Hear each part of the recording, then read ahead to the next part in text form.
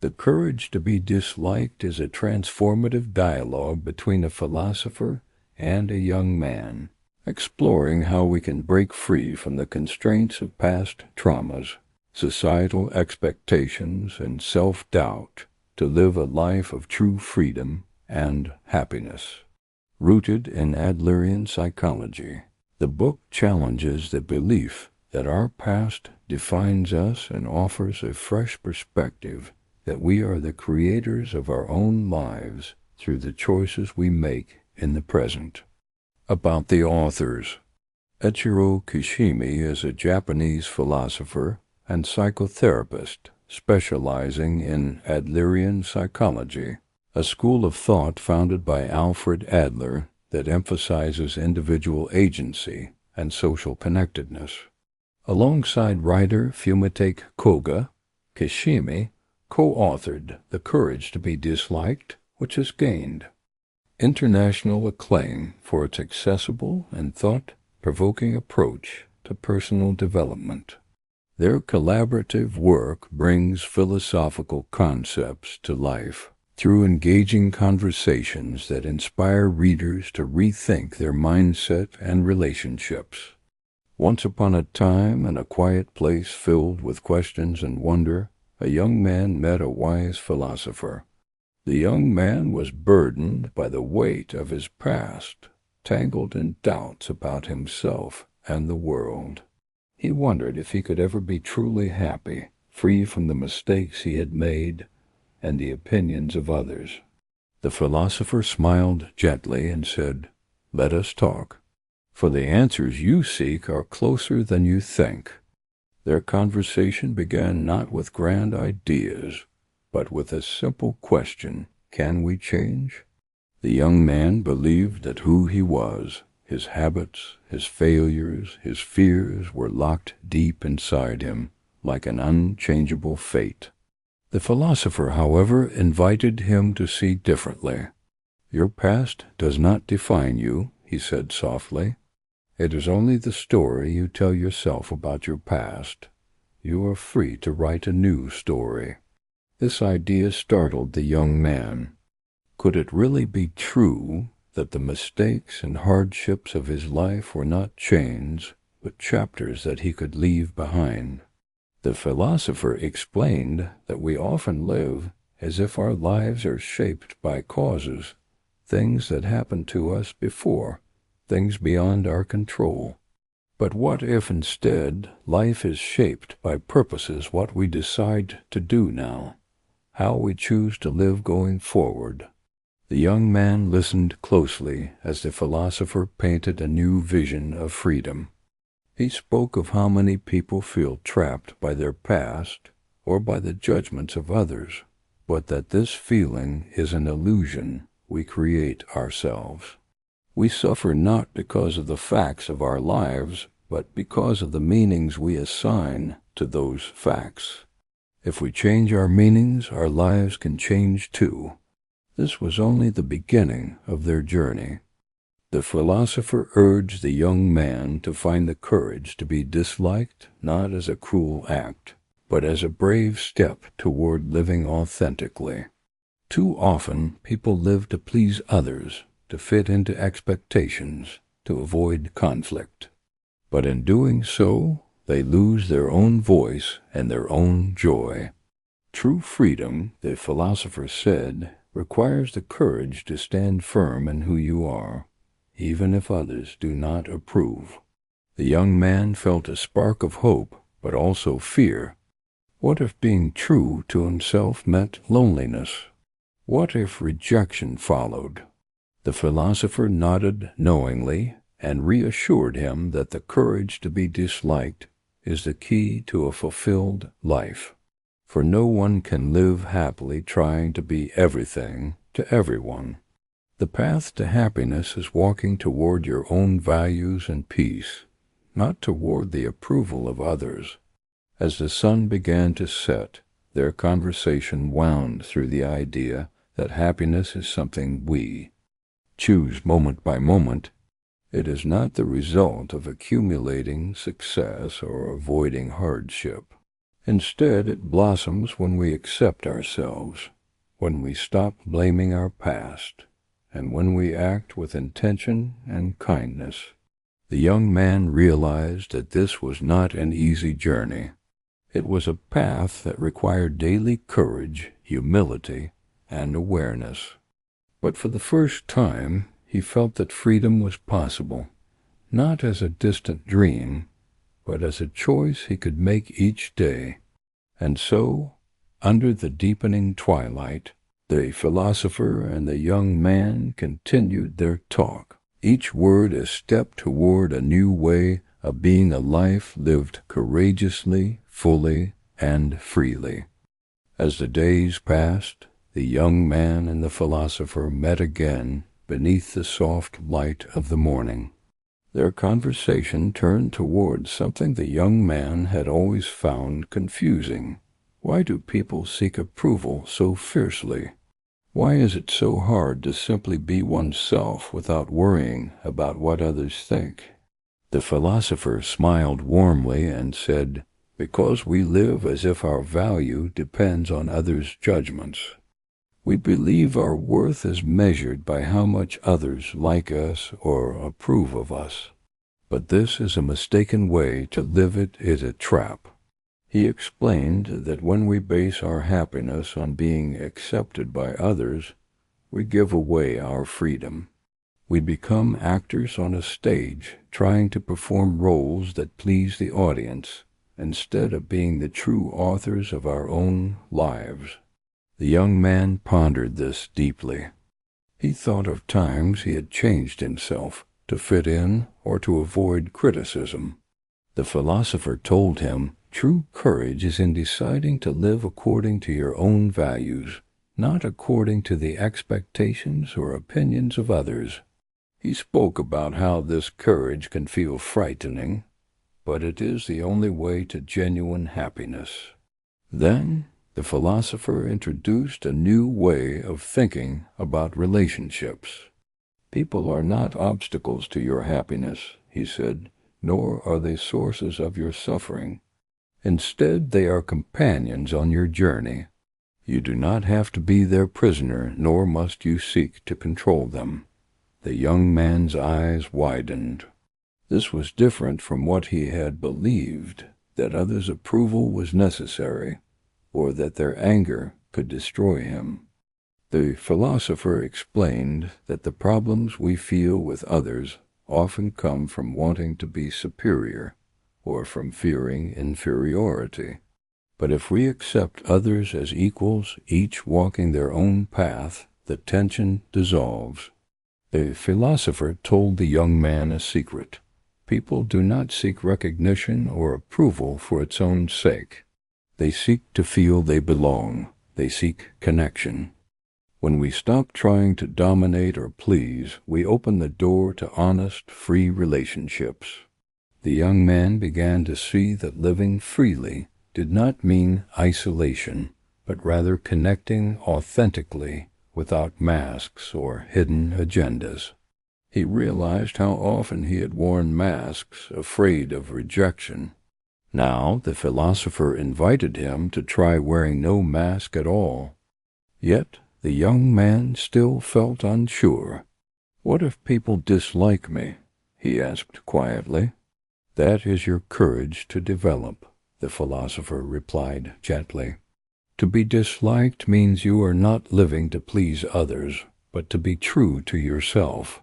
It may mean conflict, loneliness at times, but it also means peace. For when you live authentically, you live without fear of judgment." Their conversation moved on to another thought, that all problems are interpersonal problems. If we suffer, it is because of how we relate to others, not because of fate or circumstances. The philosopher said, "If you change your way of relating, you change your experience. Freedom lies in changing your attitude, not in changing others." The young man was fascinated. He had spent so long wishing the world would change, or that others would understand him. But now he was learning that true change comes from within, from choosing how to see and respond. The philosopher finished the day's talk with a gentle reminder. Happiness is found in contribution.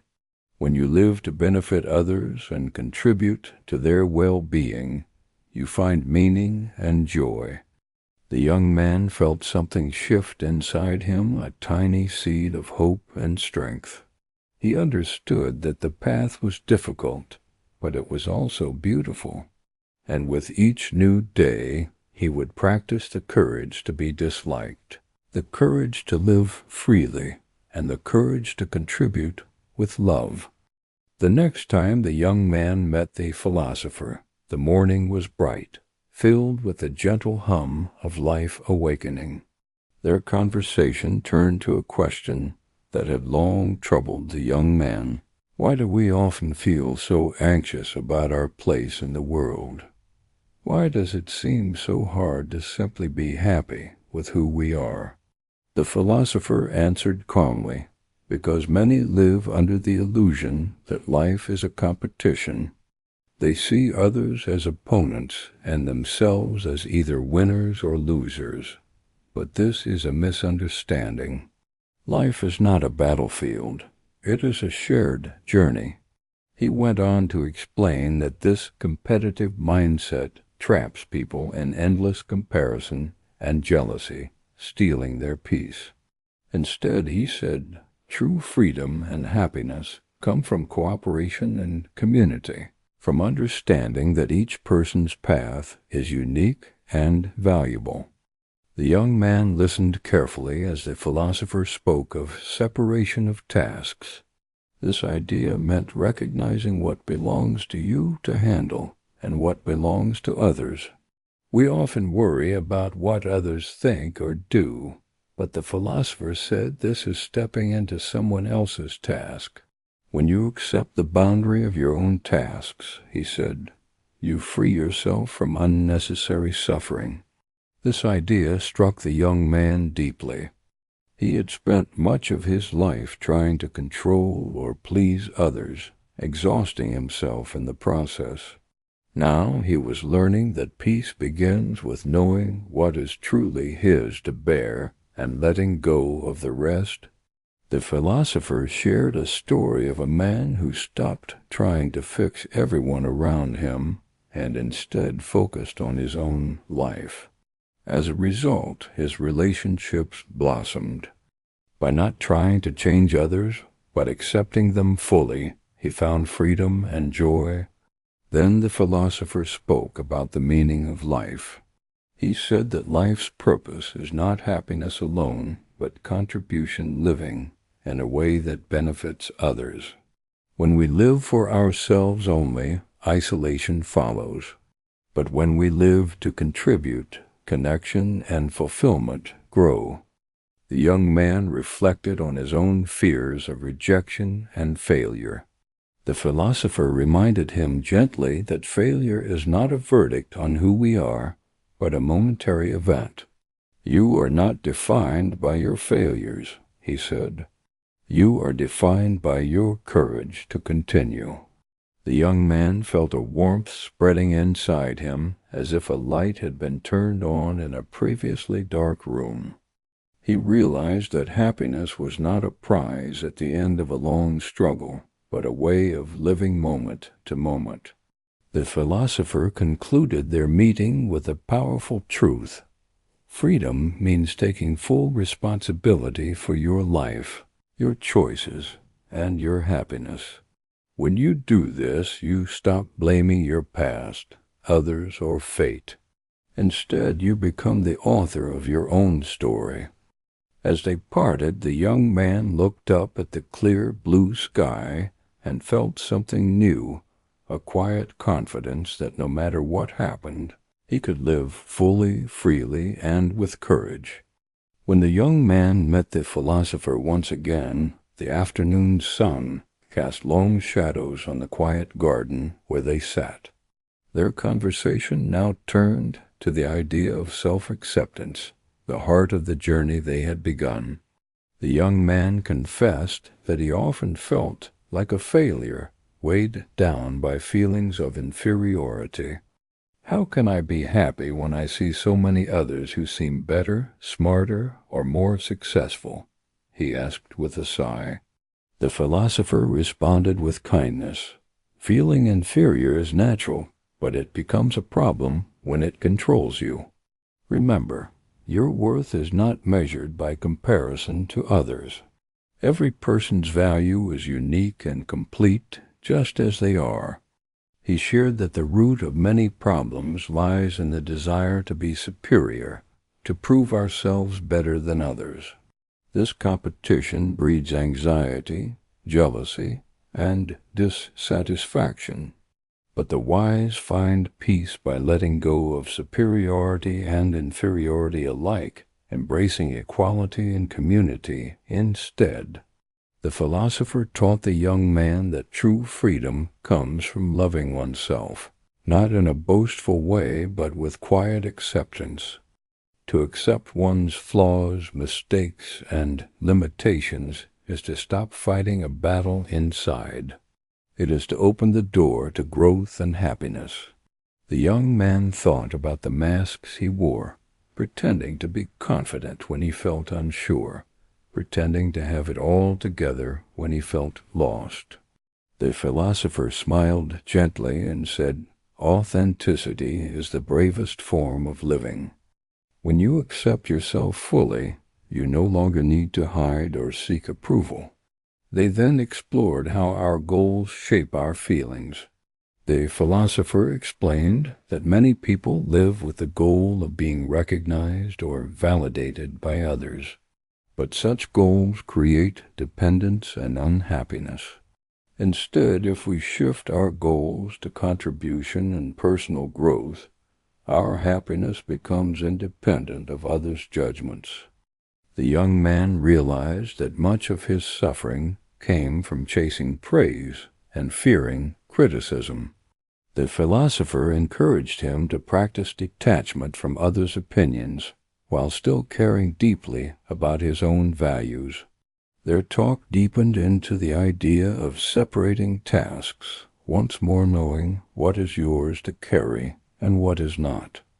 By focusing on what you can control, your own actions and attitudes, you release the burden of trying to fix or control others.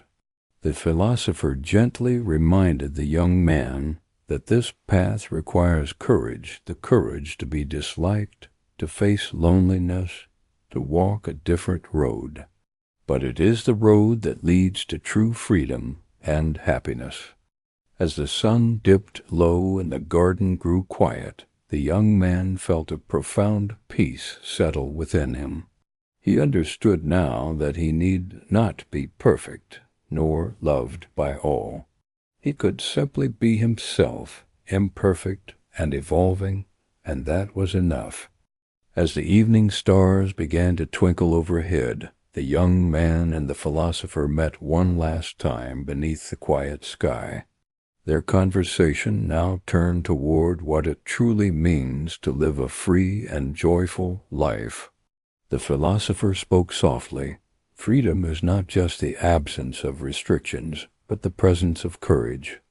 The courage to choose your own path, to accept yourself, and to face the world without fear of rejection. He reminded the young man that no one else can give you happiness. It is something that grows inside, nurtured by the choices you make every day. When you stop blaming your past, stop seeking others' approval, and stop competing for status, you create space for peace and joy. The young man realized that life is not about being liked by everyone, but about being true to himself. This truth felt like a warm light in his chest, calming the restless thoughts that had troubled him. The philosopher encouraged him to live as if each moment were a chance to contribute kindness and value to the world. This mindset, he said, fills life with meaning beyond fleeting pleasures or external achievements. They spoke of community not as a place to hide or conform, but as a circle of equals who support and respect each other's freedom. True community is built on trust, honesty, and mutual contribution. The young man understood that this journey, the courage to be disliked, was a lifelong practice, a delicate balance of love, courage, and humility. It was not about perfection, but about progress, not about avoiding pain, but about embracing growth. As their talk ended, the philosopher smiled and said, "Remember, you are the author of your story. Write it with courage, kindness, and freedom." The young man felt a deep gratitude, a new sense of possibility. He looked up at the stars and felt ready to step into the world with open eyes and a brave heart. And so, beneath the vast, quiet sky, the story closed, not with an ending, but with a beginning of living fully, freely, and with the courage to be exactly who he was meant to be. Thank you for sharing this mindful moment with me today. If this story brought you peace, insight, or inspiration, please like, subscribe, and share so we can continue exploring the wisdom of great books together.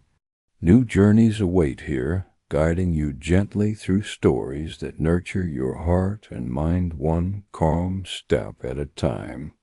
Until next time, be kind to yourself, breathe deeply, and carry this calm with you always. Peace and light